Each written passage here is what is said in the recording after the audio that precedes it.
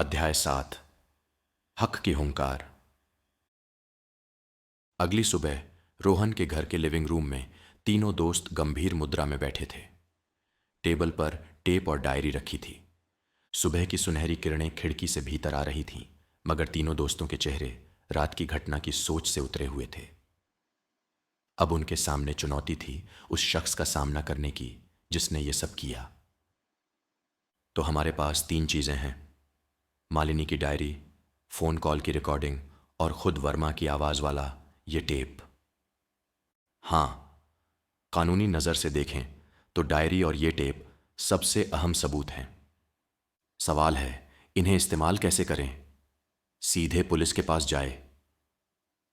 Police में उसके कुछ अफसर दोस्त होंगे। आसान रास्ता नहीं होगा, कहीं वो सबूत ही गायब न कर दें।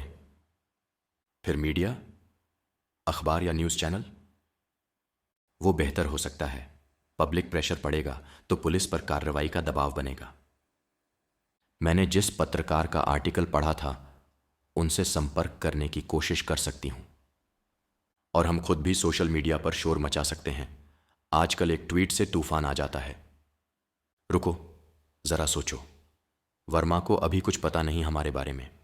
अगर हम चुपचाप मीडिया या पुलिस में गए तो भी उसे पता लग सकता है। और अगर हम सोशल मीडिया पर सब डालते हैं तो वो और चौकन्ना हो जाएगा। तो फिर करें क्या?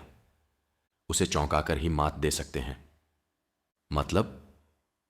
मतलब ये कि पहला वार हम खुद करेंगे। उसे एहसास होना चाहिए कि राज खुल चुका है, ताकि वो घबराहट में गलतियां करे। हम उसे सीधे चुनौती दे सकते हैं। क्या? सीधे वर्मा को बता दें कि हमारे पास सबूत है। वो बहुत खतरनाक हो सकता है आरव, मैं जानता हूं, लेकिन अगर हम बिना उसे सतर्क किए अपने काम में लगे रहे तो वो पर्दे के पीछे से चाल चल सकता है। बेहतर है सांप को बिल से निकालें ताकि उस पर वार कर सकें। तुम्हारा इरादा क्या करने का है? हम उसे फोन करेंगे या कोई मैसेज भेजेंगे जिससे उसे पता चले कि उसका भेद खुल चुका है, और फिर उसका रिएक्शन देखेंगे। सही है, मगर फोन या मैसेज ऐसे करो कि उसे हमारी पहचान न पता चले। हां, प्राइवेट नंबर से कॉल करेंगे या अनजान ईमेल से मैसेज। योजना बन गई। वे वर्मा को चकमा देकर सामने लाने की चाल चलने वाले थे। मुझे वर्मा का ऑफिस नंबर गूगल से मिल सकता है, या उसका पर्सनल मोबाइल। 1 मिनट, शायद किसी कॉन्फ्रेंस लिस्टिंग में हो। कुछ देर की खोजबीन के बाद उन्हें विवेक वर्मा का मोबाइल नंबर और ईमेल मिल गया, जो उसने एक इंडस्ट्री कॉन्फ्रेंस प्रोफाइल पर साझा किया था। ठीक है, मैं कॉल करता हूं। आवाज बदलकर बात करूंगा। स्पीकर पर रखना, हम भी सुनेंगे। दिल की धड़कनें तेज हो गईं। तीनों ने फोन को स्पीकर पर लगा दिया।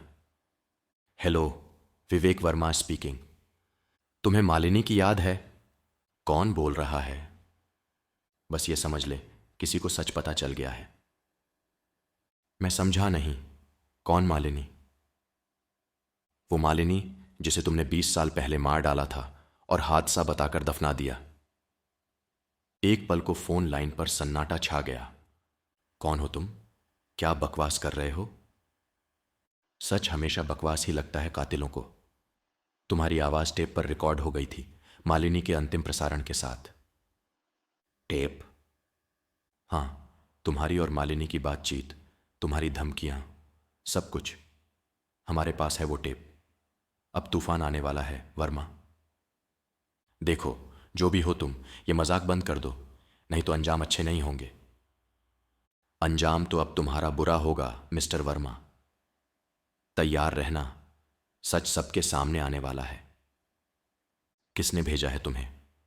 अभय ने या उस मनोज ने? भेजा तो ऊपर से मालिनी ने है। उसकी आत्मा अब चैन से नहीं बैठेगी। बकवास। जो करना है कर लो, मगर याद रखना, तुम नहीं जानते किससे टकरा रहे हो। आरव ने बिना कुछ और सुने कॉल काट दिया। उसके हाथ थोड़ा कांप रहे थे। रोहन और निहारिका अवाक थे कि उनके दोस्त ने इस तरह सामने वाले को ललकार दिया था। यार, वो अब पागल हो जाएगा, कहीं हमारे पीछे न पड़ जाए। वो यकीनन हम तक पहुंचने की कोशिश करेगा। यही तो चाहिए था। अब वो छिपकर वार नहीं करेगा, सामने आकर करेगा, और सामने आकर शायद गला काट देगा हमारा।